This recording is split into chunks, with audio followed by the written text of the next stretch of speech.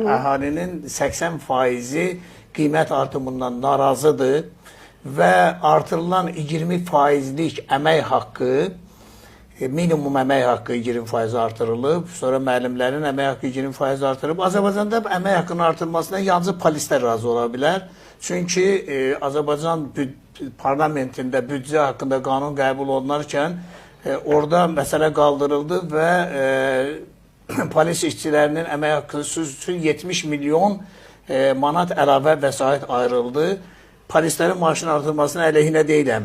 Amma əgər Azərbaycanda sıravi polis elmlər doktorundan yüksək maaş alırsa, bu Azərbaycanın vəziyyətini göstərir.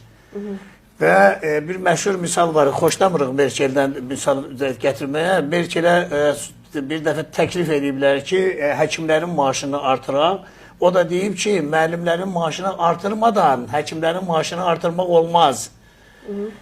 Müəllimlərin maaşını 20% artırıblar, polislərin maaşını 40% artırıblar. Bu nə üçündür? Bu məlumdur. Azərbaycanda polis rejimi yaradılır və ona görə də polis əmrləri yerinə yetirmək üçün yüksək maaş almalıdır. O bir tərəfə gələk. Demək, 20% minimum əmək haqqı qalxıb. Siz ikinci məsələyə keçməmişdən öncə icazə versəydiniz bir məqamı da polislə bağlı sizin nəzərinizə çatdırardım.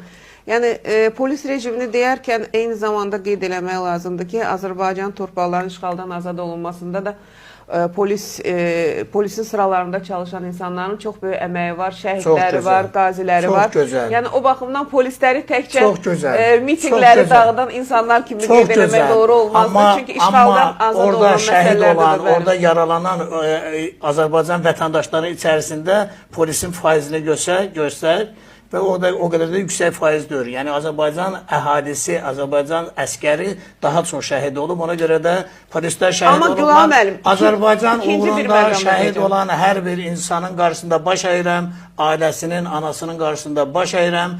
O, heç nə ilə müqayisə olunan bir hal deyil. Allah qazilərimizə də kömək olsun, şəfa versin. Onların da bütün, onlar üçün nə artırılırsa, ona heç bir söz yoxdur. Əskərlər üçün, zabitlər üçün nə artırılırsa heç yoxdur. Mən misal olaraq dedim ki, mən polislərin maaşının artmasının əleyhinə deyiləm. Amma polislərin, sıravi polislə elmlər doktorunun maaşını müqayisə eləmək istəyirəm. Bir şey də deyim sizə polislə bağlı. Baxın, görün fikriniz bu barədə necədir.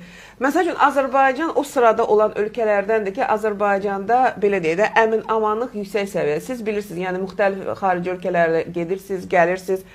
Amerika Birləşmiş Ştatları, eyni zamanda Rusiya Federasiyası, eyni zamanda müxtəlif Avropa ölkələrində o əmin-amanlıq faizi Azərbaycandakından kifayət